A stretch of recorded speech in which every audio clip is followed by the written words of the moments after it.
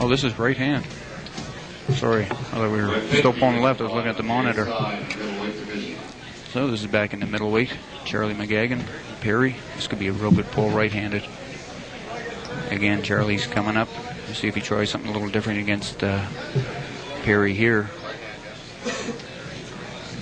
They went in the hook last time and Perry rolled him out. So they're going to see what happens this time. See if Charlie changes his move to something a little different. Sometimes that's all it makes, is just changing your hand position, making a hit a little different way. So your hand position is also important. If you grab a little low or a little high on somebody, you can make all the difference between winning and losing. See Charlie, and Charlie's got a really, really strong hand. Now they're back in the hook again. Now Charlie stays in there tight. You can see Perry's working his way up, trying to get higher and higher on Charlie's wrist. Oh, we got an elbow foul there on Charlie McGagan. Again, Charlie pulled a few classes. Again, once it gets so much competition in here, he's heading to the Worlds here next month in Thunder Bay. Canada should have a great team up there this year. Full team coming out of the States. There's a lot coming from Brazil. And Charlie should be able to hold his own with all these guys. When I was watching him, and as I said earlier, Charlie's only been competing here for a few years, doing a lot of coaching from the sidelines, and Charlie was so strong, he was just holding these guys and looking to me to see what to do next. And shows you what kind of power he's got, even to hold on to stop Perry up there. Perry's got a great hit. A lot of times, a lot of guys can't stop that hit of Perry's. Again, Perry's working his way up, getting his wrist out, and slip out in the losing position. Perry takes the win there.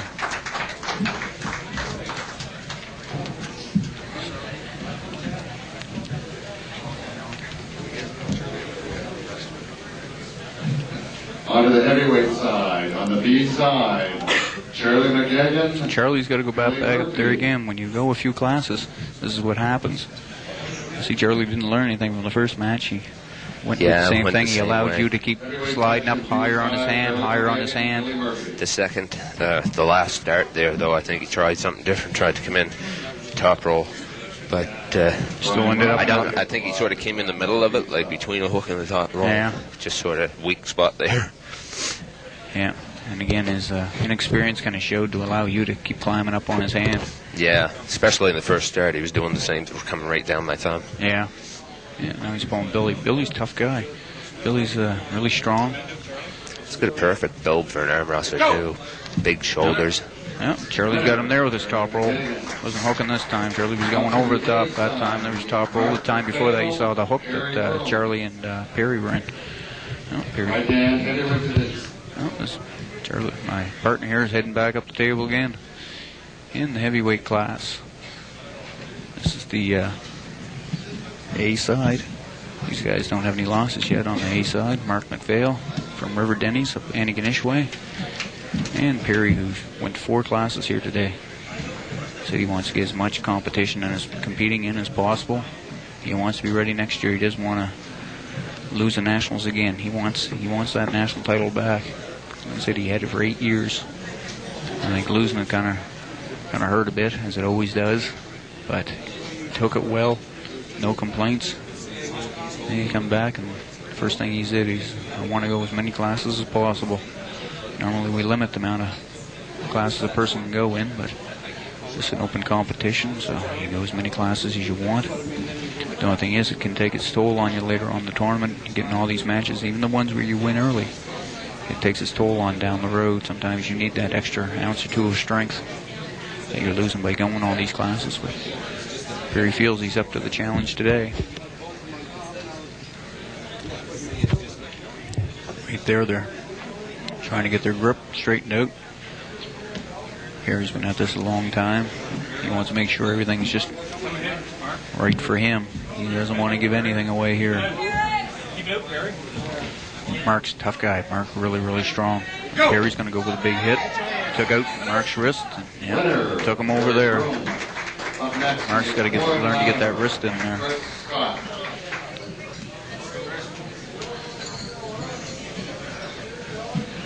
Yeah, our next two up here, Chris Scott. I see a lot of him. Going in left hand and right hand. And Warren Latimer. These guys have met many times before. Warren's a tough guy. Pull down. Warren's got a big hit to him. I think Warren go in the hook with him or try to peel him out. I don't know. I think Warren's going to... Well, it looks like Warren's going to try to hit him inside by the looks of it. Warren looks like he's getting himself to hit. Yeah, do a shoulder roll inside. That's a hard stop to make. Got to get him past the shoulder with the hit. Chris does. Yeah, Chris has got to pull him outside. They both come up. No. One elbow foul, Warren Latimer. No, coincidental fouls. They both come up. One referee saw one, the other referee saw the other. You're lucky for Warren. So they have coincidental fouls, which they write each other off, so there's no fouls now. Oh, Warren's really coming inside now. Yeah, he has some light on his elbow. Yeah. Usually, though, when Warren's coming inside, though, he doesn't. Warren's got to watch his... Oh, Chris caught him. Got the control of the wrist. Yeah. Just got to be able to get him back past that shoulder. Yeah. He's staying with it. Patience, eh? Yeah. Chris One elbow foul. That's one foul on Warren. Warren Latimer. Chris caught him good there. The main thing there is when you got a guy like that, you've got to make sure you're holding on, but you're not putting out so much power that you're going to burn yourself out. And that's what you see a lot. Guys are pulling. You got to give Warren credit too that he thought about it, and there's no way he was getting out. He had to, pop his elbow and get another start off. That was actually an intentional foul. That's right. Intentional foul on Warren's part. Oh, Chris has got him this time. Whoever walks up over those fingers now gets a hold of it. Actually, moving. Chris is moving up. Chris has made the good movement there, and he got him. Good pull. Beautiful, smart there. Yeah. Chess match. Chris has been accused quite a few of losing because he didn't move his hands fast enough. You've seen both those guys are even with their hands. On to the left-hand lightweight class. And just sometimes all it takes is just moving your fingers up just the quarter of an inch, and then you take control of the other guy's hand. And you just saw the result there when you can move your hands up there. Now, right now we're going back into left-hand lightweight. Yeah, Craig Jenkins going up against Melvin Beach. This may be a good match. Both these guys fairly new and not a whole lot of experience. Yeah, Melvin's so much faster. I think that's what's going to do Craig in. Craig doesn't have the experience really to deal with these fast hits. And as you know, Melvin's quite fast off the start. And really fast with his hands. Craig's used to just grabbing on and pulling, and not used to these real fast hits. Melvin's a right to the pin kind of guy. Yeah. He wants to get it on, get it over with, and Melvin's concentrating here. That's what he's looking at. He's looking at this start, and as you can see, Craig's just up there just thinking, okay, I'll wait for the go home. We'll lock in, we'll pull, but it's not going to... Probably won't go that way. Melvin's going for this big hit. Referees telling Melvin. Go! Whoa! One elbow foul. An elbow foul there on Craig. Like I said, Melvin went for the big hit. And Craig's not ready for those fast starts. He dug awful deep on that one. Melvin to come in so far. Melvin's usually a big top roller. That time he came right into a hook. And it came right across on the other side of the table, which is surprising. Yeah. And the guy pulls a little back pressure and, stop you on his side of the table. Yeah, it's a dangerous move to make, but I think he feels pretty confident. Where Craig, he knows Craig's an inexperienced arm wrestler, so I think he feels pretty confident in making that move. But like you said, if you get somebody that with some experience in there, it could spell disaster for you coming across the table. Oh, we got a warning there on Craig. So that's a foul and a warning. The referee makes sure you get it right. When the referee tells you to do something, he expects you to do it. And if you, a lot of times it's just unintentional that you aren't listening to the referee. You end up with your warnings right there. Melvin took that. Well, we got two brothers coming up now. This is the A side. These guys don't have any losses. Family feud. Oh, you got to buy out of this one, so you get a bit of a break for a little while. Those are always nicer coming closer to the quarterfinals. Yeah, exactly. Get them now, and then you don't stand a chance of getting one later. Yeah, well, you know you're not going to get a break in the quarterfinals, especially when you're going a few classes.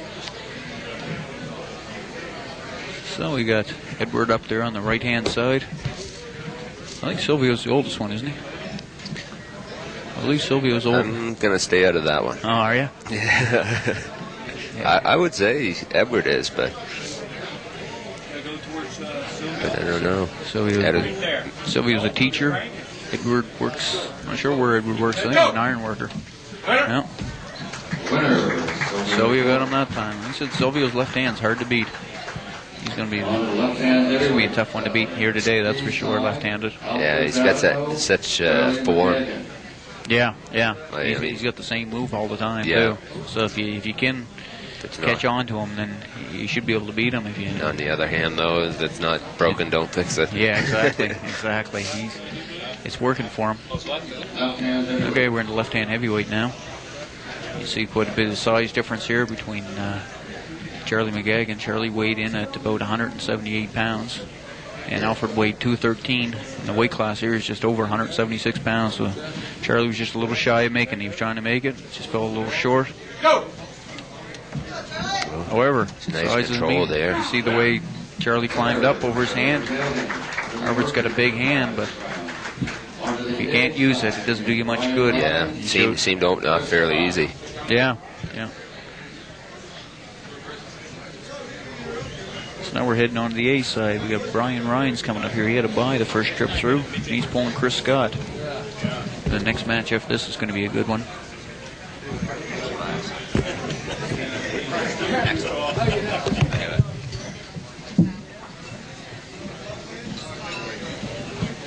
Okay, we got Chris Scott up there on your right-hand side. This picture of Chris concentrating on what he's going to do here. His left hand is Chris's favorite arm. He always pulls the best with his left arm. No, he got in trouble there. And newcomer, Brian Rhines. We've only seen him out once before, but he's got the power, obviously. He drops Chris down to the B side. Now here's a rematch of our finals in the provincial championships, which were held down at the South Shore Exhibition. Greg Harnish and Mark Stevens.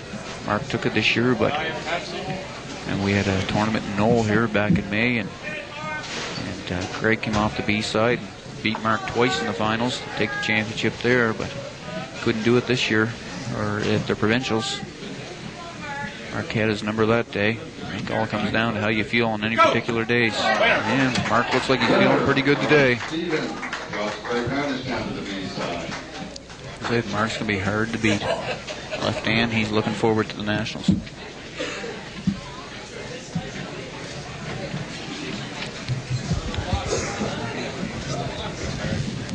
Under the middleweight division B side, we need Warren Latimer and Silvio Bork.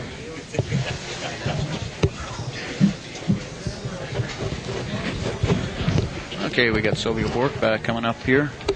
This is the B side of middleweight, and he's going against Warren Latimer. So the winner here goes on to into the quarterfinals, and we'll be meeting Charlie McGagan. And on the A side, it's you and I there, partner. Uh-oh, may make an unpleasant rest of the day. Yeah, for which one of us? Warren wants Silvio's number, that's for sure. Warren and Silvio have had a few battles over the years, and this is the one guy Warren wants, but also this is the one guy that Silvio wants to beat too. Yeah. You know, we have our ranking system here, and these guys are ranked 3rd and 4th, with Silvio in 3rd and Warren in 4th, I believe. I'd have to check the rankings. One of them's 3rd, one of them's 4th anyway, so. And you see Warren's getting ready. He's getting anxious. He wants to make that fast move inside. Yeah. He got her. He got in. Yeah. No, but he drove his shoulder across center. It's fine to get in there, but you got to make sure you keep that shoulder on your side of center. That's where that little bit of back pressure come in for Silvio. Yeah. Silvio was up, sitting up, nice and straight. He knew he was coming ahead, so. Silvio posted nice and high, which meant he drove his elbow to the front of the pad, keep his arm straight up and down, which would allow him to roll out a little better with Warren coming inside. So here we go again. So we got a foul on Warren for coming across the center. Referee's making sure both thumb knuckles are showing. They want to see that top thumb knuckle on both hands. Dave's not going to let him go. So look at the concentration. Yeah, both of them. Hold on to it, Silvio. Silvio, the same thing, eh? Yeah. Warren's thinking. Yeah. So, I'm going to have to get out of this one. Look at the thumb. Watch him pull the thumb out. Look, did you see how far he had it stretched down to the bottom of his hand? They're not gonna blame anybody for that. So they're gonna strap him up. I think if I was Warren back there when Silvio was opening and closing his hands, I would have get out then. Yeah. That way Silvio would have got blamed for the foul where his hand was open when the slip out occurred. But Warren wasn't thinking enough. Warren was just trying to hold on and pull. That's it too. When you don't feel bad in there and you get in, somebody got your wrist flipped back. It's hard to say, well, gee, maybe I'll drop out and get a foul and start over again. If he can't pin you, well, maybe I'll just hold it. Yeah. Maybe he'll burn out before I do. But the thing is, when you do stay in there, the problem you run into is once he starts pulling you over a bit, you get in losing position, then you can't afford a foul or you're going to lose. Yeah. So it's a big decision you have to make there. You got to make it up top. That's for sure. Yeah. Silvio's really make sure everything's just perfect for him on the start. Silvio too. He travels to tournaments like friggin' all over the world. Yeah. He's actually heading down to I forget which island it is off Venezuela here pretty soon to pull down there. He's going to the big money tournament. Big money tournament. Yeah. You see Warren's coming back inside again. He's opted to get out of the top roll. No. It's a warning, so that's a foul and a warning on Warren. Now this is where he can't afford to make any mistakes now. Even an early start here spells disaster for him. Yeah, he's just got to take a tight grip with his hand and sort of put pressure down, straight down the table. Yeah. And let Silvio hit into it. Yeah. Right there. Don't try to. That's what he's sort of doing, I think, too. Go! Yeah, he got him that time. Warren Latimer. Warren goes on to meet Charlie McGagan in the quarterfinals, Nice. which should be a good ball. Brian Rhines and Charlie McGagan. Okay, now we're going into the heavyweight class. And we got Brian Rhines, who we just saw beat Chris Scott earlier. He's got a heck of a left arm on him. He did. Well, let's see what he's got right-handed. Looks like he's a bit of a hooker. Guy that goes into a hook. And Charlie loves going in there. Charlie's really strong in the hook. Oh, yeah. Charlie loves the hook. Yeah, if he gets you in and he knows you're not going to bring him out, he's trouble. Yeah. So, I'd like to see both these guys go in the hook, just see what they're like. Oh, top roller. Charlie's not giving him a chance. Charlie's not taking any chances now. He's going for the big hits now. Charlie's not used to going more than one class either, really. Yeah. He normally just comes over and goes his one class and usually hits back pretty successful. So this makes a good day of pulling, though. There's a lot of great competitors here, like world or provincial champions, national champions. Yeah. There's no easy matches in here today. No. Even though you might see some of these matches ending fairly quickly, but that doesn't really mean anything. No. Sometimes just a matter of that missing the go can make it. If it's ready to go, and you better be ready right then to go. Mark McPhail up there, he won. He got third last year in the heavyweight amateur class out in Kelowna, BC. In the provincials, he finished second this year at the provincials himself, and he felt real good down there. And I think the year before, I think he won the provincials, didn't he?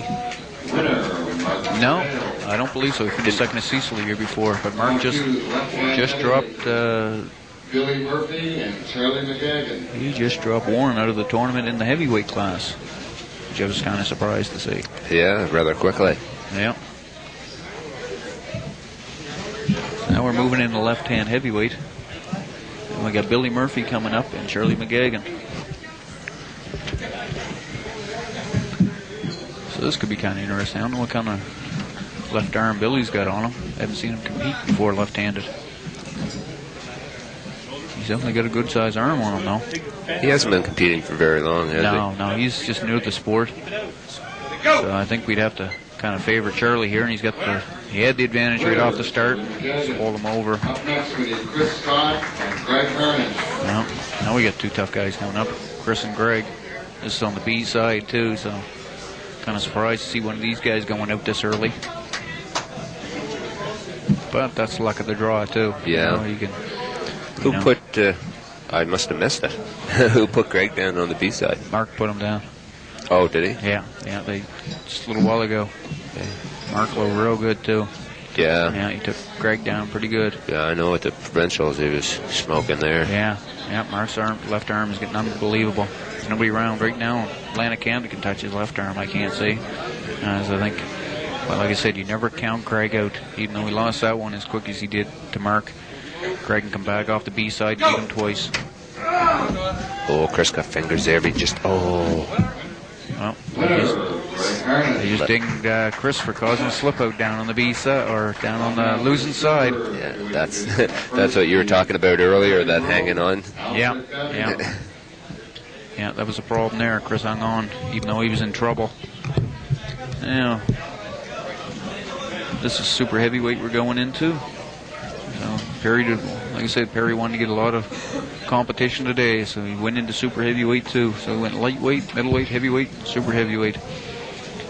Let's see how he fares out in super heavyweight. This Alfred Babno, very strong competitor, but again, he doesn't have a lot of the knowledge. He hasn't been around that long. I think he's only been around about a year and a half or so, but he's definitely got a lot of potential. And Perry got the jump on. Took him down fairly easy. Again, just because it looks like it's going down easy doesn't really mean a whole lot.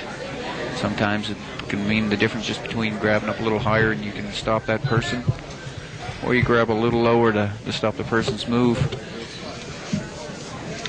Boy, he has a big hand, doesn't he? Yeah, he's got a huge hand on him. That's the first I've ever arm wrestled him. Yeah, that's what I was saying. He's just new to the sport. You can tell he's got a lot of power. He's got a big hand, strong wrist. 'Cause even though you pulled him down, his wrist still didn't give out very much at all. He can utilize that hand and wrist. He's going to make a great arm wrestler. Whoa, this is right hand. Unbelievable. Mark took Greg right-handed. Unbelievable. He's got to be smiling inside. Oh, yeah, you can see the smile on his face when he walked away from the table. Not very many people take Greg down like that. No. He stopped him cold. Greg hit him pretty good, too. Greg didn't hit him the way he normally hits, though. Greg normally hits a little more of a top roll, and that way he just hit kind of with side pressure. If Greg would line up and just pull back a little more with more back pressure, he alleviate a lot of Mark's power. Now we're into the 150-pound class. We got Ronnie Sabian up there from Weymouth on the right-hand side, and showing the camera there is Vernon Weatherby from Shubenacadie. So we got Vernon's up there in the green and gray shirt, and Ronnie Sabian on the right-hand side. Ronnie may not be that tall or that big, but he packs a lot of power. Andy Telfer and Trevor Weatherby. Now we